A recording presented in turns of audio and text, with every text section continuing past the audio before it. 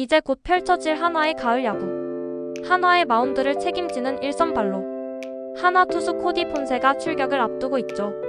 압도적인 성적을 거둔 후에 메이저리그에 관심을 받고 있어요.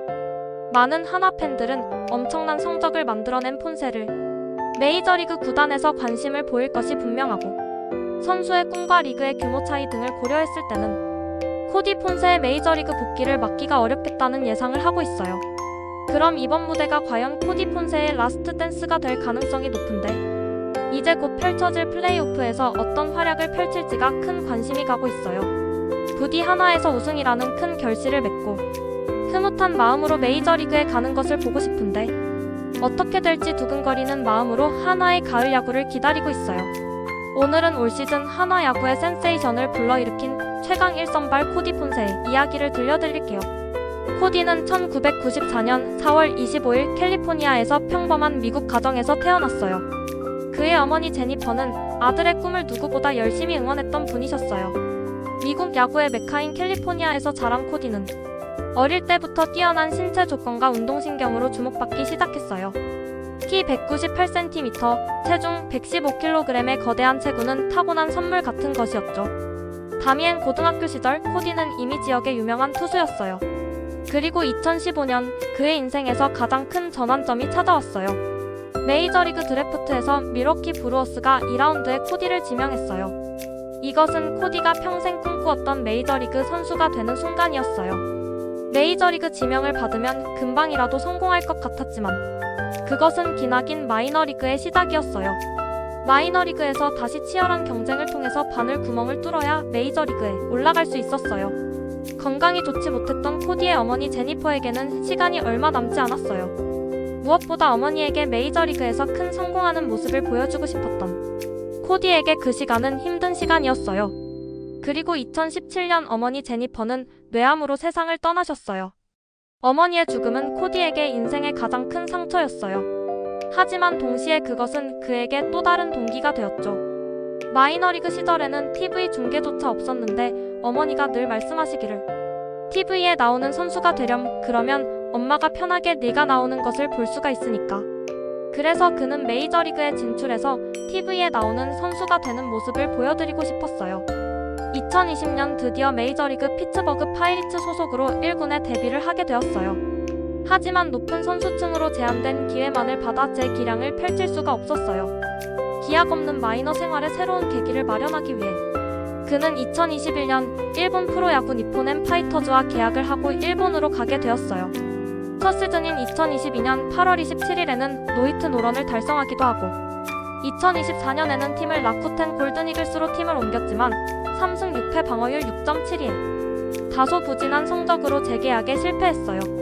코디는 엠마와 일본에 있던 2023년에 결혼을 했어요. 엠마는 코디보다 4살 연상이고 아름답고 밝은 성격을 가졌어요. 코디의 아내 엠마는 배구 선수 출신으로 운동을 해서 남편을 더 잘 이해하죠. 남동생은 유명한 NFL 스타 조지 키틀이에요. 가족 구성원이 운동신경이 뛰어난 스포츠 패밀리예요. 폰세는 자유분방하고 경기 중 감정을 잘 드러내는 스타일이에요. 웃기도 잘 웃고 위기를 넘긴 뒤 포효하는 장면도 자주 볼 수 있죠. 하지만 폰세의 외향적인 성격과 일본의 조직적이고 엄격한 팀 문화가 잘 맞지 않았고 소속감을 느끼지 못했다고 해요. 아내인 엠마 폰세 역시 외국인 선수의 아내로서 팀 내 다른 선수 가족들과 자연스럽게 어울리기 어려웠고 일본 현지에서 차별과 소외를 경험했다고 해요. 하지만 한국에서는 와이스 부부와 함께 폰세 부부도 엄청난 사랑을 받고 있죠.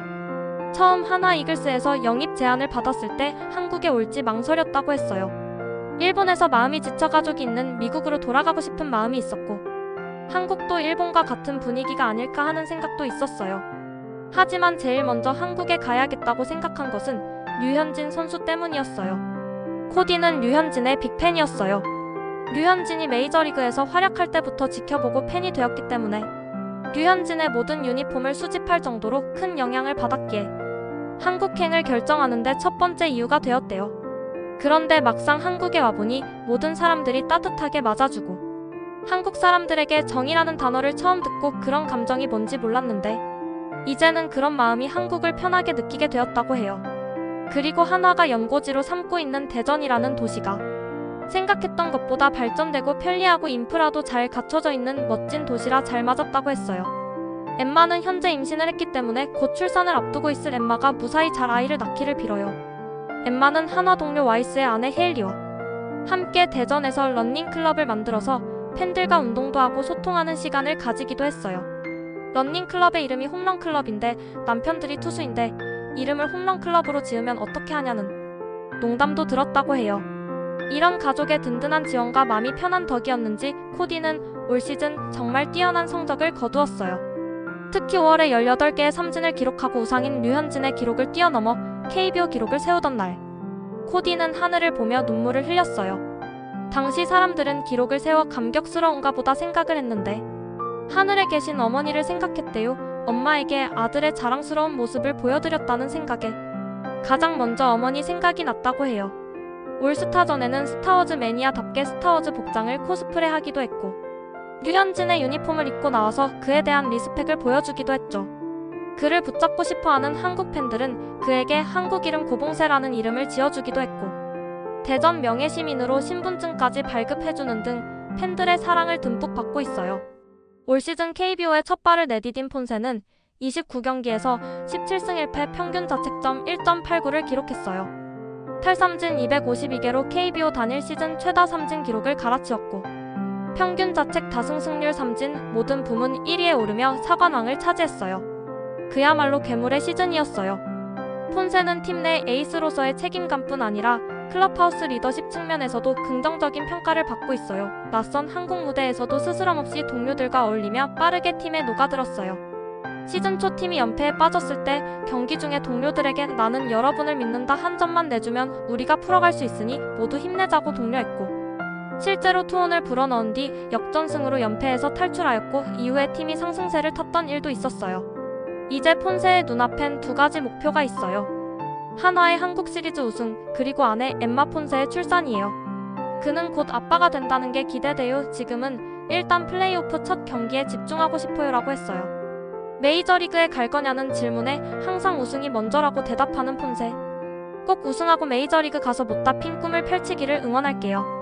그는 항상 경기 소감을 묻는 질문에 늘 동료를 먼저 이야기해요. 최재훈, 이재원 두 포수 덕분에 내가 편하게 던질 수 있었어요. 모든 야수들이 공수해서 도와줬기 때문에 대기록을 달성할 수 있었죠 라며 쉽지 않은 시즌이었지만 모두가 함께한 결과였어요. 감사하고 영광스러운 시즌이에요 라고 힘줘 말했어요. 한화 이글스에 합류한 것은 폰세에게 새로운 전환점이었어요. 한국에서의 도전을 마음껏 즐기겠다는 각오롬의 경기 순간순간을 소중히 여기며 팬들에게 최고의 경기를 쇼처럼 선보이겠다는 긍정적인 마인드로 무장했어요. 그런 폰세를 팬들은 사랑하고 있죠. 이제 곧 있을 폰세의 라스트 댄스 쇼츠로 국제 이슈. 오랜만에 포스트 시즌에서 폰세의 멋진 활약도 기대하고 시즌 후 많은 팬들은 붙잡고 싶어 하지만 폰세의 메이저리그 진출을 응원할게요. 그리고 엠마가 건강하게 아기를 출산하기를 빌어요.